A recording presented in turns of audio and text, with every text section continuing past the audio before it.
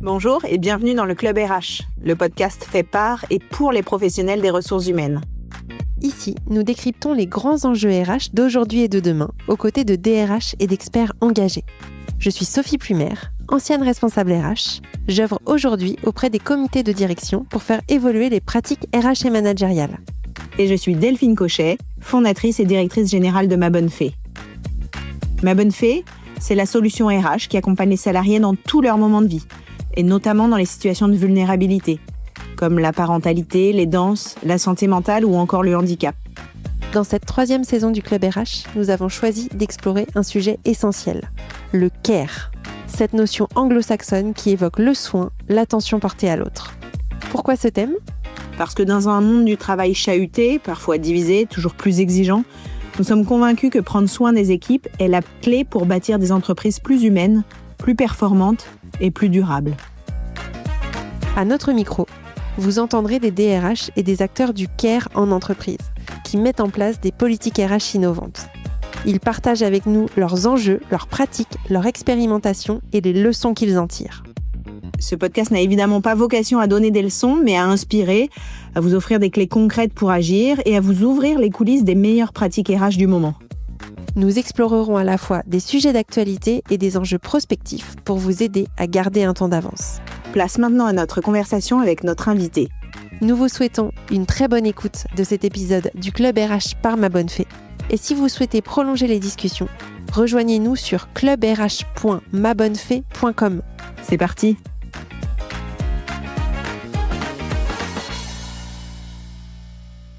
Bonjour Juliette. Bonjour. Bonjour Delphine. Bonjour à toutes les deux. Bienvenue sur le Club RH. Juliette, tu es HRBP, leader du programme CARE chez Decathlon avec un focus sur la santé mentale. Oui, tout à fait. Tu es aussi thérapeute en thérapie brève, notamment à travers l'hypnose, et tu accompagnes les sujets de santé mentale en lien avec le travail. Yes. Merci d'avoir accepté notre invitation pour parler suspense de santé mentale au travail et du rôle des RH dans l'accompagnement de ces sujets de santé mentale dans les entreprises. Oui, merci à vous pour l'invitation. On a une thématique sur cette saison 3 qui tourne autour du care, donc du prendre soin du collectif, des individus. Et on aime bien avoir la définition selon nos invités. Donc pour toi, c'est quoi le care ? Oui, alors déjà le care, c'est pas une notion qui est nouvelle. C'est une notion qui existe depuis les années 80 dans la psychologie du travail et pas que d'ailleurs, dans les sciences sociales aussi. Pour moi, le care, ça prend toute sa puissance encore plus aujourd'hui. Avec toutes les transformations qu'on vit dans les entreprises et les contextes mouvants en constante évolution dans lesquels on évolue. Et le care, pour moi, tout simplement, je pense que je vais pas être très innovante quand je vais vous donner cette définition, mais c'est le prendre soin, mais le prendre soin de manière globale de qui, des hommes et des femmes qui nous entourent. C'est porter attention à l'être humain, tel qu'il est et à son bien-être et de faire justement de ce bien-être un objectif. Et du coup, pour moi, le care, ça résonne fortement dans mon rôle de RH parce que je trouve que c'est notre job de prendre soin des hommes et des femmes qui nous entourent et c'est super important qu'on y prête attention aujourd'hui parce que ça va contribuer à la fois à l'épanouissement professionnel des collaborateurs, mais aussi à la performance des entreprises et des organisations dans lesquelles on évolue. Et si on rentre sur le sujet santé mentale, quelle définition tu nous donnerais, sachant qu'on fait souvent des raccourcis, burn-out ou autre, mais comment toi tu le définis de prendre soin de la santé mentale ? Alors, finalement, la santé mentale, ça fait partie de la santé au sens large. On a tous un capital santé. Il y a santé physique, santé mentale. Et donc, on peut pas être en bonne santé si on n'est pas en bonne santé mentale. Alors, la santé mentale, c'est vrai que il y a souvent des raccourcis. Et ce que j'ai envie de dire, c'est que la santé mentale, c'est pas juste l'absence de troubles mentaux ou de troubles psychologiques. C'est un état de bien-être. Alors d'ailleurs, ça a été assez bien défini par l'OMS, un état de bien-être qui permet d'exprimer son potentiel, qui permet de faire face aux difficultés de la vie. et qui permet aussi de travailler de manière productive.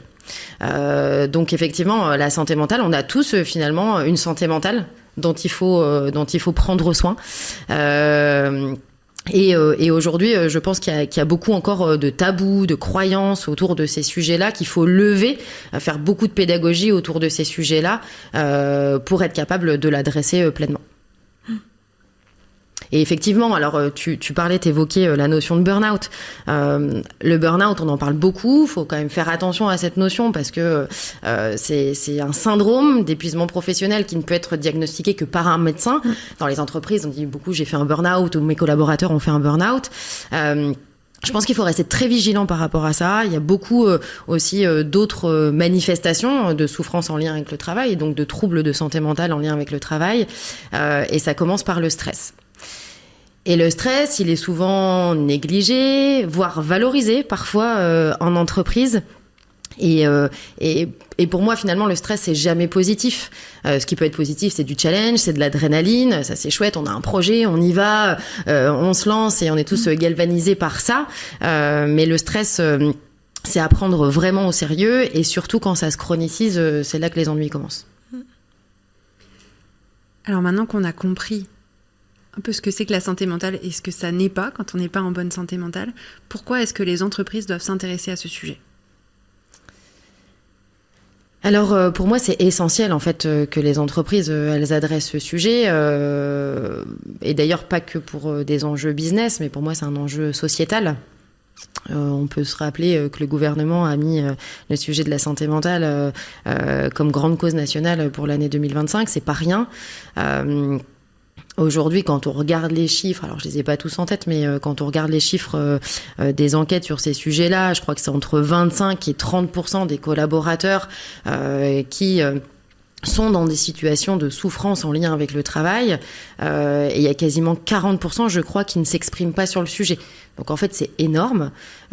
Et surtout, en fait, on se rend compte que ces collaborateurs... ils sont que 20%, je crois, ou 25% à avoir accès à des plans de prévention dans l'entreprise. Donc, en fait, il y a un boulevard devant nous pour les entreprises pour adresser ce sujet-là.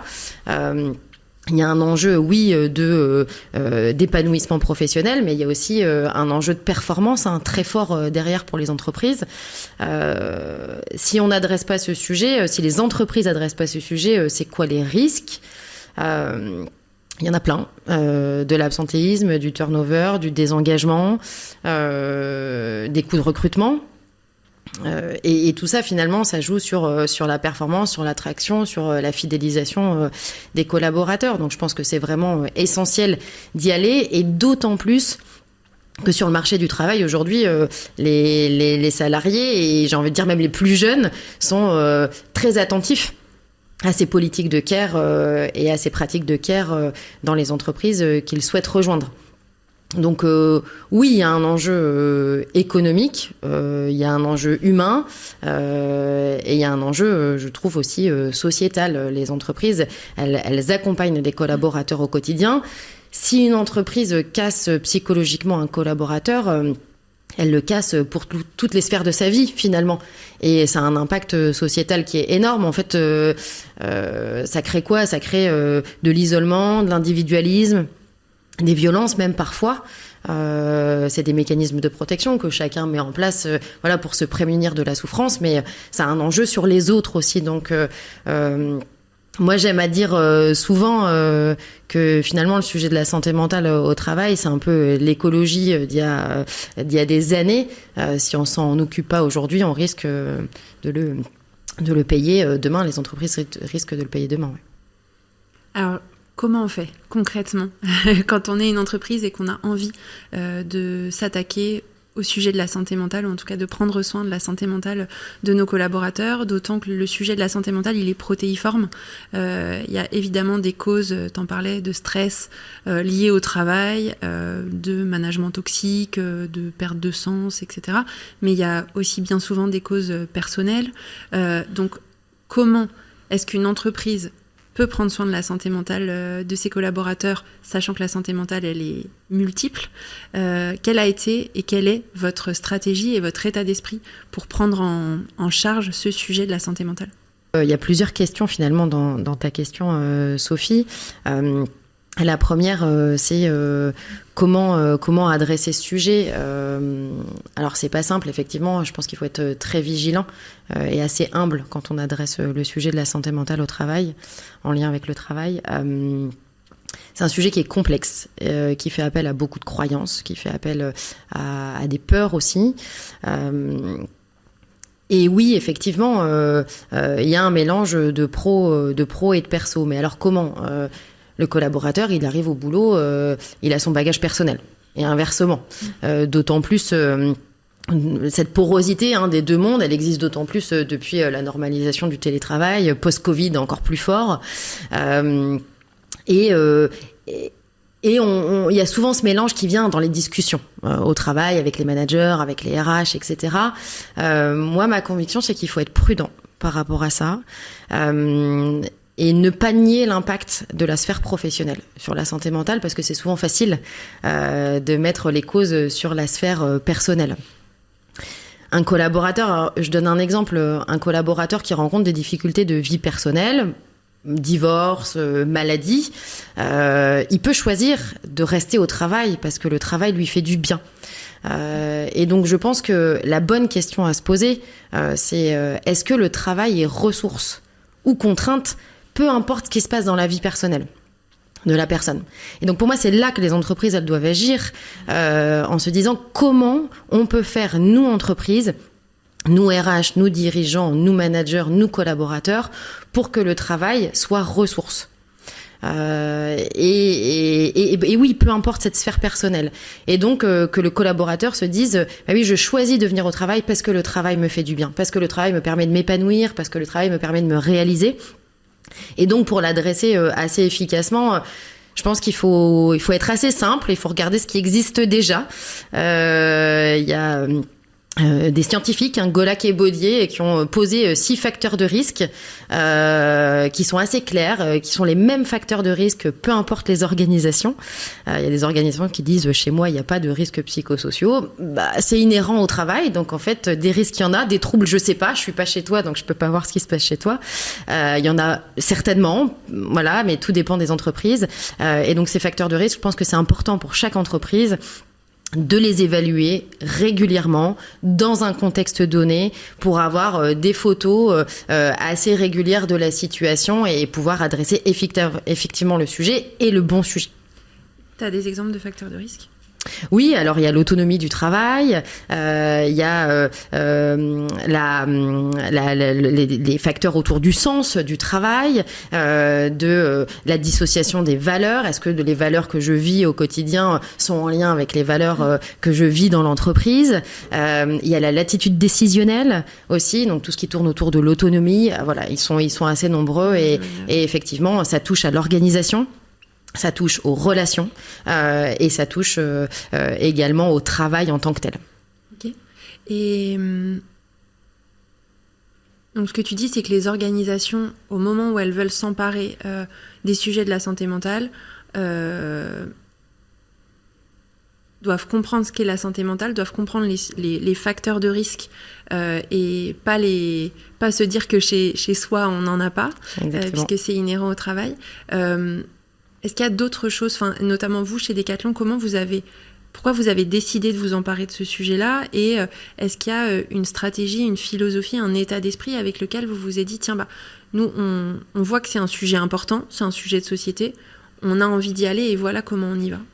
Ouais, alors chez Decathlon, on a déjà posé un parti pris qui est assez fort. Qui est en lien avec notre ADN d'entreprise, notre culture d'entreprise qui est basée sur la responsabilité. On a posé le sujet de la santé mentale comme une responsabilité partagée entre le collaborateur, le manager et l'entreprise dans ses pratiques.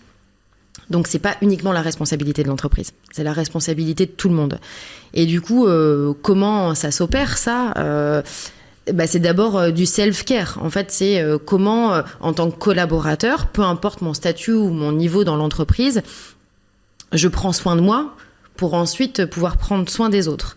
C'est le principe du masque à oxygène. Dans l'avion, on te dit de le mettre d'abord à toi avant de le mettre à la personne qui est à côté de toi. Donc là, c'est la même chose. Donc c'est permettre aux collaborateurs de mettre en place des choses auprès des collaborateurs qui leur permettent de prendre soin d'eux. C'est le premier élément. Et le deuxième élément, c'est du team care. C'est la responsabilité des managers avant tout. Chez nous, chez Decathlon, le manager est très engagé dans la vie de son collaborateur. Et donc, des managers, oui, et des RH, de prendre soin des collaborateurs individuellement et collectivement en créant un environnement de travail qui est positif et propice à un bien-être mental. Donc c'est de la confiance, de la reconnaissance, du sens, de l'autonomie finalement, parce que les facteurs de risque peuvent être aussi facteurs de protection. Donc les facteurs de risque, faut pas le regarder que par le prisme négatif du risque, mais se dire comment je peux en faire un facteur de protection chez moi, dans mon entreprise. Donc il y a eu ce parti pris fort qui a été posé, très important. Et par rapport à ce parti pris, nous, on n'est pas parti de zéro chez Decathlon. On a un schéma du management qui historique, qui existe depuis toujours dans cette entreprise et qui est toujours d'actualité, qui est respecté par les managers et les collaborateurs. Un entretien individuel toutes les 4 semaines pour parler de mon travail, mais aussi pour évoquer mes plaisirs et mes déplaisirs. Et cette balance contrainte-ressource, finalement, elle s'observe dans ses plaisirs et dans ses déplaisirs dans ses entretiens. Et ça permet aussi au manager, lorsque le collaborateur s'exprime, de détecter d'éventuels risques pour la santé mentale du collaborateur. Donc ces entretiens, ils sont essentiels. Et ce schéma du management, c'est un vrai levier de prévention des risques psychosociaux chez Decathlon. Et puis, chez Decathlon, on avait aussi... déjà en place des éléments qui sont de l'ordre du curatif, c'est-à-dire des plateformes d'écoute, des psychologues du travail pour les collaborateurs qui en ont besoin, etc. Et en fait, on a eu envie d'aller au-delà du curatif et d'accélérer sur la prévention, parce que finalement, c'est ça la clé. Il y a des risques inhérents au travail, et donc qu'est-ce qu'on met en place pour prévenir justement ces risques ? Et donc, pour avoir une image claire finalement de où on en est chez Decathlon, parce que je pense qu'on se le disait tout à l'heure sur les facteurs de risque, c'est important de se dire où est-ce que j'en suis, quels sont mes points forts, quels sont mes points de progrès, où est-ce que je suis risque, où est-ce que je suis protection, pour être capable de mettre en place le bon programme derrière. Et sans ce diagnostic, je pense qu'on peut ne pas prendre la bonne direction, parce qu'on a tous des croyances sur ce qui marche bien ou marche pas bien dans notre entreprise. Et donc nous, chez Decathlon, on a d'abord décidé de mettre en place une équipe autour du care et donc de la santé mentale, un leader care par filière. Donc tu le disais tout à l'heure, moi je suis leader sur la filière sport et value chain, et on a des leaders sur les autres filières de l'entreprise, et un leader au niveau groupe qui s'occupe de déployer ce qu'on met en place en France sur nos 60 pays. Donc le travail, il est maous. Et donc, cette équipe, on se dit, qu'est-ce qu'on fait ? Comment on démarre, en fait ? Par quoi on prend ce sujet ? Même si, je le disais juste avant, il y a des choses qui existent déjà. On a décidé justement de faire ce diagnostic. Et ce diagnostic, on l'a pas fait par nous-mêmes. On aurait pu. On avait les compétences en interne pour le faire. On a décidé de le confier à un cabinet externe spécialisé dans la prévention des risques psychosociaux pour avoir un diagnostic sur nos conditions de travail et sur ces risques psychosociaux qui soit le plus objectif et le moins biaisé possible pour être au clair sur quels sont nos points forts, quels sont nos points de progrès. C'est un diagnostic qui est long, il y a du quantitatif. Donc on a envoyé un questionnaire à 100% de nos collaborateurs en France. On a eu un beau taux de réponse d'ailleurs. Et des ateliers qualitatifs pour permettre d'aller creuser, une fois qu'on a le quantitatif, pour permettre d'aller creuser justement dans ces 6 facteurs de risque. Et ce qu'on a fait qui a bien marché, c'est qu'on a impliqué... on l'a pas fait entre nous, entre leaders du care, les sachants du sujet. On s'est appliqué à impliquer justement des collaborateurs, des managers, nos élus, les organisations syndicales autour de copiles dans le cadre de ce diagnostic pour fonctionner vraiment en partenaire autour du sujet. Et leur avis était vraiment précieux. Et c'est vrai que les partenaires sociaux ont un rôle vraiment privilégié à jouer sur cette dimension-là. Donc effectivement, on n'y est pas allé tout seul. On y allait avec de l'humilité, en demandant à quelqu'un d'autre de regarder ce qui fonctionnait bien chez nous et ce qui fonctionnait moins bien. Et en parallèle, il y a eu un travail qui a été fait par une équipe, et ça, je pense que ça a beaucoup joué aussi dans le lancement de ce programme. Il y a un travail qui a été fait par une équipe sur nos fondamentaux humains. En parallèle de nos valeurs, qu'est-ce qu'on a envie de vivre chez Decathlon sur l'humain ? Et le care a été posé comme premier fondamental humain dans l'entreprise. Donc c'est fort comme message, ce qui veut dire que ça doit être notre préoccupation à tous. Et moi, j'avais une question parce que c'est vrai que Decathlon, c'est beaucoup de métiers différents. Ouais. Tu parlais de télétravail, mais je suppose qu'il y a une grosse partie de votre population qui ne fait pas de télétravail, par exemple. Ouais. Est-ce que ça veut dire que vous avez dû, dans cet audit que vous avez fait, il a fallu aussi réfléchir, voir un peu par département ou par style de métier, Tout à fait. Ouais. Et réfléchir pas justement global, mais assez rentré dans les... Yes. Il y a eu les deux.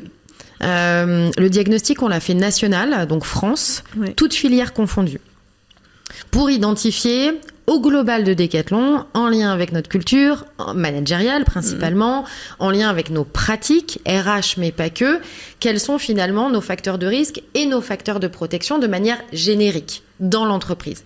Parce qu'on s'est rendu compte que finalement, toutes filières confondues, il y avait quand même pas mal de similitudes.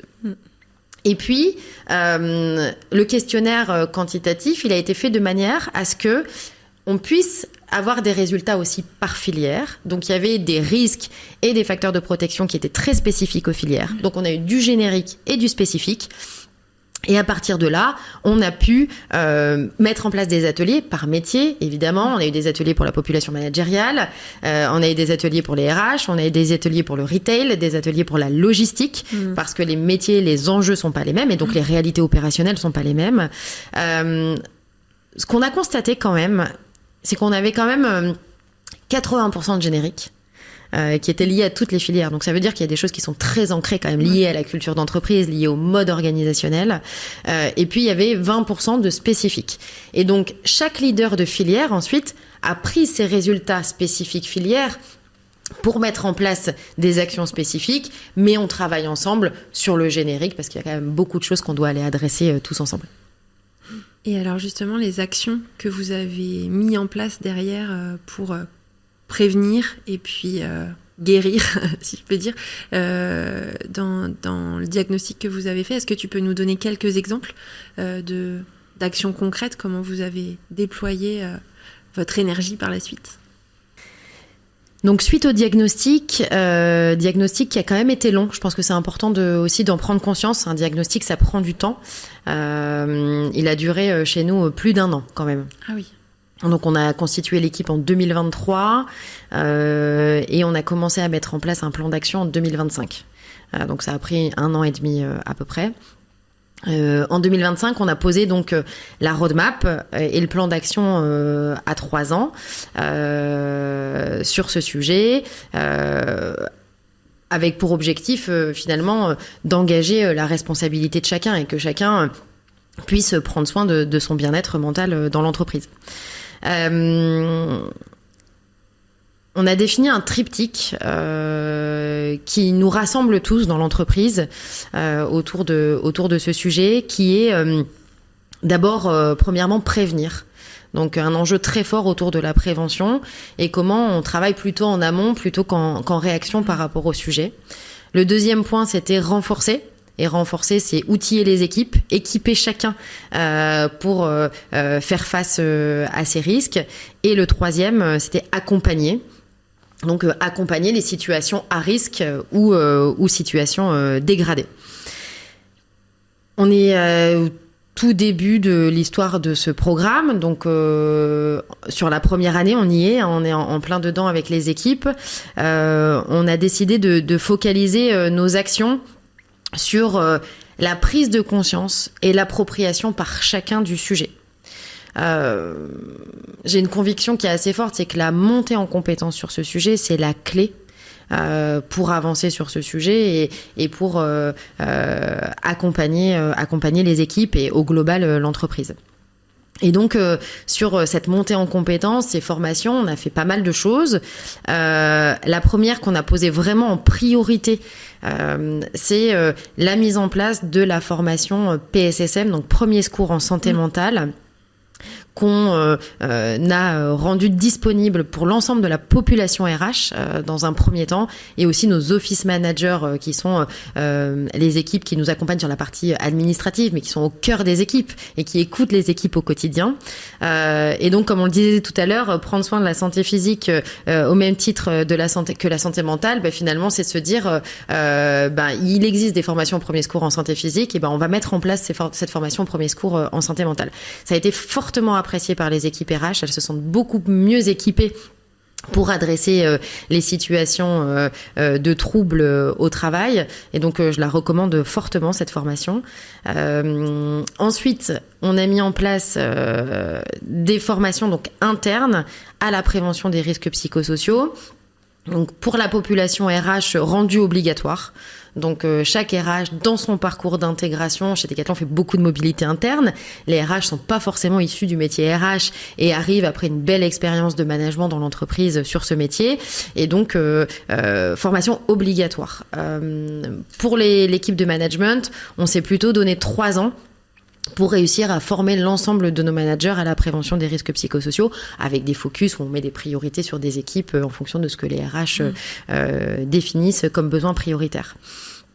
Et puis, on se parlait tout à l'heure du collaborateur en tant que tel. On a mis en place un e-learning assez facile d'accès, 30-40 minutes maximum de e-learning pour que les collaborateurs se sensibilisent à ce sujet. On est moins sur de la formation, mais plus sur de la sensibilisation. Et ce e-learning fait partie du parcours de onboarding. On arrive chez Decathlon. Dans notre parcours d'onboarding, on a cette formation qui est obligatoire dans nos premiers mois dans l'entreprise. Donc, axe fort sur la montée en compétences, sur la compréhension, l'appropriation de ce que sont les risques psychosociaux et ce que c'est la santé mentale au travail, et aussi ce que ce n'est pas. Et on a travaillé aussi sur des process comme le droit à la déconnexion, qui a été un de nos process prioritaires sur lequel on a voulu travailler. Donc, il y a plein de choses qu'on fait. On communique aussi. Il y a des temps forts autour de ce sujet de santé mentale qui sont organisés régulièrement dans l'entreprise pour lever les tabous et puis pour aussi communiquer sur nos dispositifs. C'est super important de pouvoir communiquer sur ce qu'on fait. Il y a plein de choses en cours. Il y a un sujet qu'on n'a pas encore adressé, qui est pourtant assez important parce que ça fait partie de nos points de progrès qu'on a du mal à adresser aujourd'hui, qui est le sujet de l'objectivation de la charge de travail. C'est un vrai point de progrès. On a des outils dans nos entretiens annuels, dans nos entretiens de mi-année, et pour autant, on se rend compte que c'est quand même très compliqué d'avoir un avis très objectif sur cette charge de travail. Et pour ça, alors chez Decathlon, on fait beaucoup de choses par nous-mêmes, sauf que pour ça, on a décidé de se faire accompagner par un cabinet, donc on est en train d'échanger avec des cabinets aujourd'hui pour nous aider sur ce sujet. On a parlé tout à l'heure des situations de vulnérabilité, notamment personnelles. Alors, Ma Bonne Fée, nous, c'est vraiment notre cœur d'accompagnement, c'est les situations de vulnérabilité comme la parentalité, les aidants, le handicap, les difficultés financières, etc. Est-ce que dans votre plan d'action, ces moments de vulnérabilité, alors on va dire parfois plus perso, est-ce que vous les avez attaqués et de quelle manière ? Ouais, tout à fait. Alors, les aidants, je pense qu'on peut pas passer à côté. Aujourd'hui, quand on est une entreprise, on se parle quand même de 15 millions d'aidants en France. C'est énorme comme chiffre. Donc, un quart des salariés en 2030. Ouais. C'est énorme. Donc, les entreprises doivent s'emparer de ce sujet et proposer des dispositifs. Donc oui, on le fait chez Decathlon. Il y a différents types de congés qui sont possibles. Ça, c'est assez classique. Je pense qu'on n'est pas très différent des autres. On a mis en place une plateforme d'assistance sociale aussi pour les collaborateurs qui sont concernés. 2 jours de congés supplémentaires sans justification et aussi la possibilité de débloquer son épargne salariale, parce que dans le sujet des aidants, il y a souvent aussi des sujets financiers qui sont connexes et donc voilà ce qu'on met en place aujourd'hui pour les aidants. Mais c'est un sujet qu'on va continuer à travailler et sur lequel on a envie aussi de progresser et de prendre des initiatives. Voilà. Donc, oui, ces sujets font partie de ton scope et du scope care. Oui, tout à fait. Où ils sortent de la pure santé mentale. Non, ils font partie du scope care. Et notamment, on a une personne qui est leader sur le retail. Du care et qui porte vraiment ces sujets des aidants. Donc on a chacun finalement nos spécialités et on porte des sujets pour le global. Et ça, pour le coup, c'est un sujet qui est global Decathlon, qui est pas spécifique à la filière. Okay. Sur la parentalité, on fait beaucoup de choses aussi. Alors du coup, je pourrais pas toutes les citer, mais il y a peut-être 2 choses dont je peux parler. La première, c'est que on a rendu obligatoire, ça fait partie de notre schéma du management, des entretiens de départ en congé maternité ou adoption pour préparer avec le manager le départ et aussi un entretien de retour sur le lieu de travail.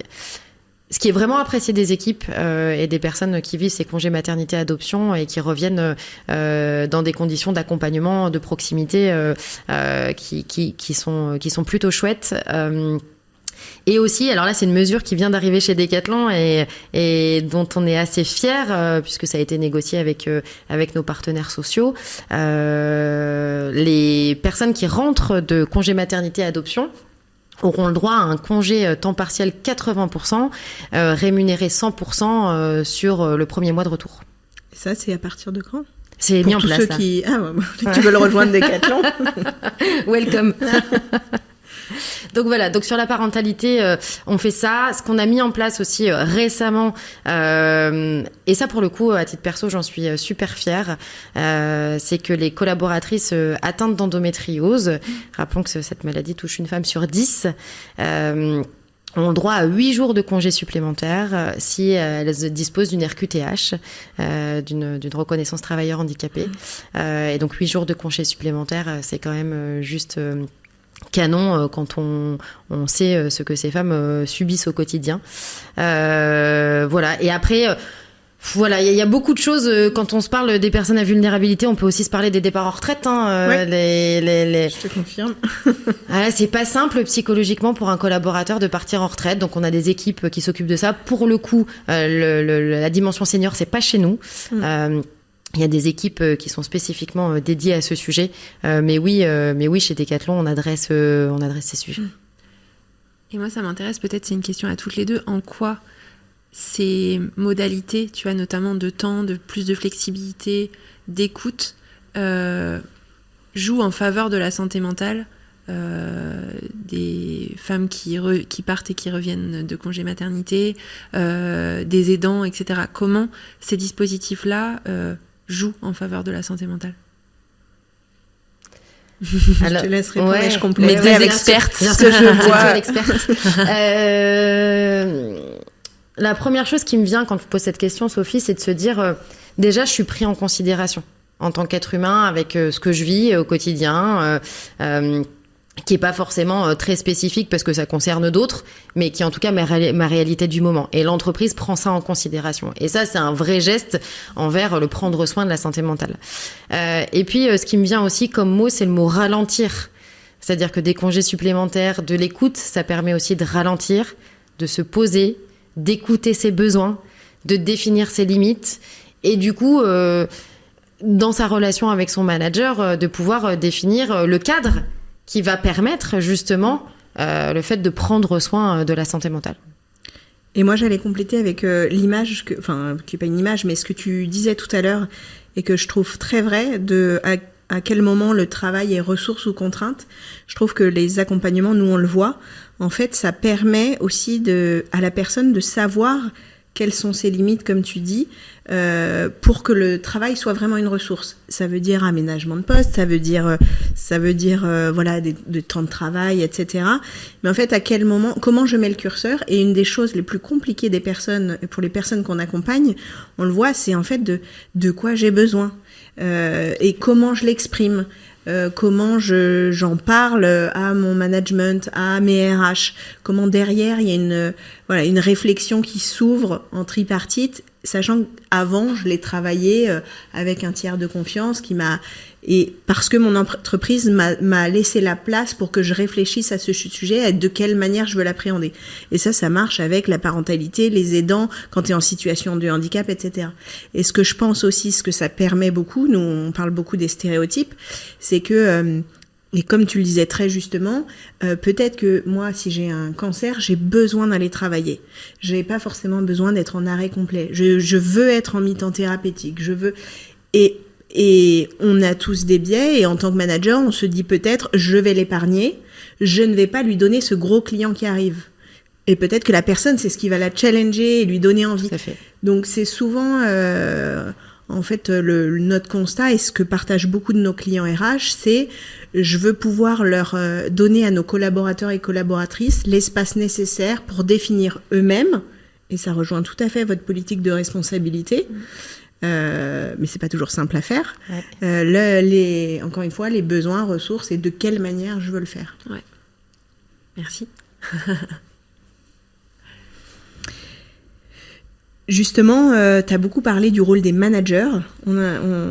J'ai l'impression qu'on entend vraiment que le manager, c'est comme on dit, c'est le RH de proximité, mais là, ce que j'entends, c'est que chez Decathlon, il y a un rôle très fort. Ouais. Comment vous arrivez à, justement, tous ces plans d'action, à rajouter ça, ou en tout cas à donner ça, sensibiliser. Tu as parlé d'endométriose. Voilà, à quel moment le manager homme, et sans stéréotype, mais qui a 55 ans, tu vois, à quel moment il est sensibilisé sur le fait que, bah oui, il y a peut-être une de ses collaboratrices pour laquelle il faut un traitement particulier, ou en tout cas rentrer dans des... Est-ce que ça veut dire qu'il a été sensibilisé sur tous les sujets ? Est-ce que ça veut dire... Comment vous appréhendez ça ? Alors, c'est pas simple. Ok, tu me rassures. Effectivement, c'est complexe parce que finalement, la santé mentale et ces sujets de vulnérabilité dont on parle, ils sont multiples, ils sont très individuels aussi. Certaines personnes en parlent, d'autres en parlent pas, etc. Alors oui, le rôle du manager, il évolue incontestablement avec le sujet de la santé mentale et toutes ces choses dont on parle depuis tout à l'heure. C'est parfois lourd à porter pour les managers. Je pense qu'il faut être à l'aise de le dire, et même pour les RH parfois. Parce que c'est des nouveaux prismes en fait, c'est des nouveaux modèles, des nouvelles manières d'opérer dans l'interaction individuelle avec ton collaborateur. Et surtout, ces populations managers, et j'en profite aussi, nous RH, t'en parlais récemment Sophie, sont des populations qui sont très sujettes et très exposées à ces risques. Et donc, je suis moi-même exposée à ces risques et je dois porter aussi la responsabilité d'accompagner les risques et les troubles chez les autres. Waouh! Mais c'est lourd, parfois. C'est vraiment compliqué. Et donc... c'est ce que j'évoquais tout à l'heure, nous les managers. Alors déjà, il y a des RH de proximité chez Decathlon, il y a vraiment des HRBP dans l'ensemble des périmètres qui accompagnent les managers sur le geste managérial. Le manager reste le premier RH de son collaborateur, c'est un parti pris fort dans cette entreprise et qui fonctionne. Mais le RH est là aussi pour l'épauler, pour l'accompagner dans le geste, pour lui faire de la pédagogie. Oui, on communique sur tous les dispositifs. Après, moi, je crois beaucoup aussi à la relation sur le terrain et à l'expérience. Je vis une situation comme ça avec mon collaborateur et donc je suis accompagnée à ce moment-là. Ça sert à rien de leur donner plein d'infos. Oui. Et de les former sur l'accompagnement d'une collaboratrice atteinte d'endométriose. Si dans son équipe, on va rester sur les biais et les stéréotypes, je n'ai que des ingénieurs hommes de 50 ans et qui ne sont pas du tout touchés de près ou de loin par cette maladie. Donc cette relation de proximité, elle est super importante. Et surtout, je le disais tout à l'heure, le self-care, moi je crois beaucoup à ça. Apprendre aux managers, aux RH, à prendre soin d'eux, à être capable de s'écouter. Déjà savoir ce que c'est, ce que ça peut être un trouble de santé mentale et comment je le détecte. D'être capable de s'écouter, d'être capable de détecter, d'être capable de se lire, d'agir avant de subir. Et on le disait tout à l'heure, de poser son besoin, de définir ses limites. Je crois beaucoup en l'exemplarité et je crois que l'exemplarité, ça a toujours été une bonne idée. Tu parles d'exemplarité, forcément, je remonte du coup au-dessus des managers.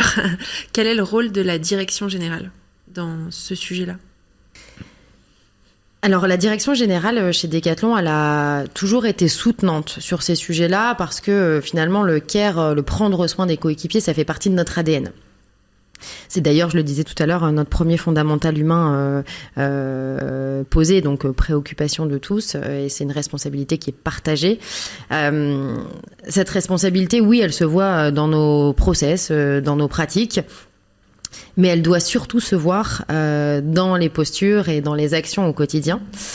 C'est pas simple parce que en fait ça vient toucher aux croyances, au mode opératoire de chacun, et c'est vrai que ça doit être incarné par tous, à tout niveau, tout le temps, dans toute situation. C'est exigeant. C'est hyper exigeant. C'est hyper exigeant et ça nécessite pour tout le monde, peu importe le niveau dans l'entreprise, ça nécessite de la prise de recul, de la remise en question, de l'analyse de soi et des autres. C'est un peu, alors chez Decathlon on fait beaucoup de métaphores autour du sport, donc je m'excuse pour ça, mais c'est un peu comme le sportif de haut niveau en fait, qui analyse son jeu, et soit par rapport à l'autre et par rapport à son adversaire et par rapport, voilà. Et donc finalement ça nécessite ça, et d'ailleurs, les sportifs parlent de plus en plus de santé mentale, et ça, c'est chouette. Et donc, finalement, cette remise en question, elle est pas simple. Et j'ai envie de dire, direction générale ou pas, elle concerne tout le monde, cette remise en question. Donc oui, la direction générale, mais aussi les autres. La direction générale, elle doit être, oui, exemplaire, mais elle doit aussi nous aider et nous porter dans ces sujets-là. Oui, il faut prouver. C'est pas toujours simple. Il faut prouver que ce sujet est important, que c'est un levier, oui, d'épanouissement, mais aussi de performance. Il faut prouver qu'il y a des pivots à opérer, qu'on a besoin de ressources, qu'on a besoin de budget. C'est pas simple. Mais finalement, si on y va avec des actions concrètes, avec de la data, avec des quick wins, avec des retours du terrain, on va y arriver. Et en fait, il faut pas y aller tout seul.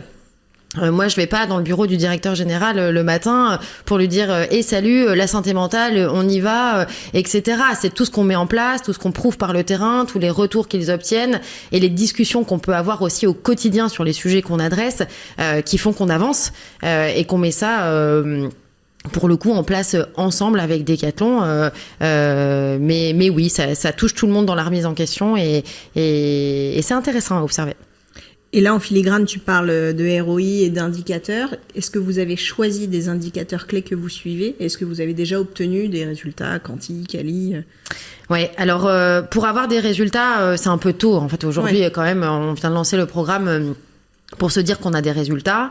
Par contre, on a beaucoup de retours du terrain qui sont très positifs, de la fonction RH qui sont de plus en plus équipés pour aller adresser ces sujets-là, des managers aussi, de nos élus qui sont contents qu'on adresse ce sujet. Bon, alors après, il faut pas se cacher qu'il y a quand même des frustrations. Quand on lance un programme CARE, il y a beaucoup d'attentes.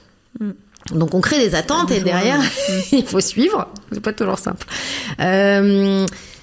Dans les résultats et liés à la data, à la question que tu posais, ce qu'on a réussi à mettre en place, et pour le coup on est assez satisfait de ça, c'est qu'on a mis en place un dashboard de suivi de KPI en lien avec la santé mentale de nos collaborateurs, donc dashboard pour les RH. Ouais.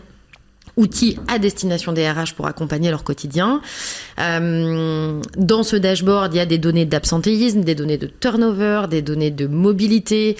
Il y a aussi les résultats de nos baromètres internes de climat social.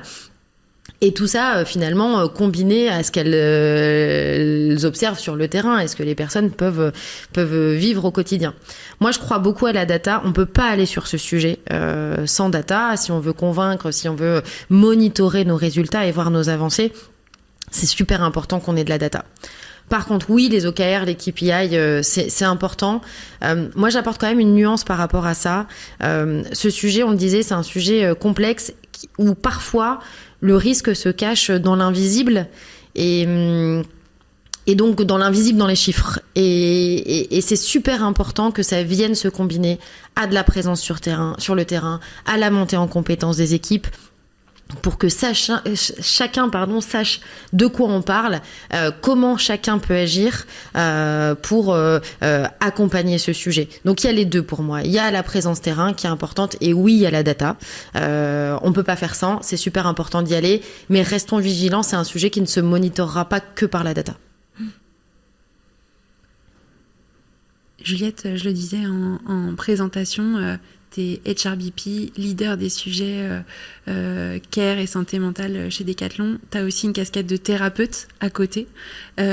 Comment est-ce que finalement ces deux actions, tes deux engagements dans le monde du travail a fait évoluer ton regard sur le sujet de la santé mentale, en particulier dans les entreprises et dans le monde du travail aujourd'hui? Alors effectivement, c'est deux rôles qui sont très complémentaires. Moi, je suis hyper contente d'avoir ces deux rôles parce que ça m'amène une vision de la santé mentale sous des angles très différents.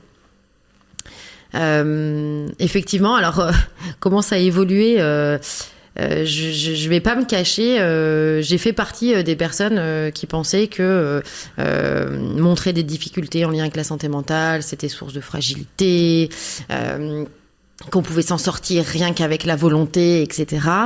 Et puis, moi, j'ai rencontré des difficultés, je me suis faite accompagner, j'ai appris à m'équiper pour traverser les difficultés de la vie.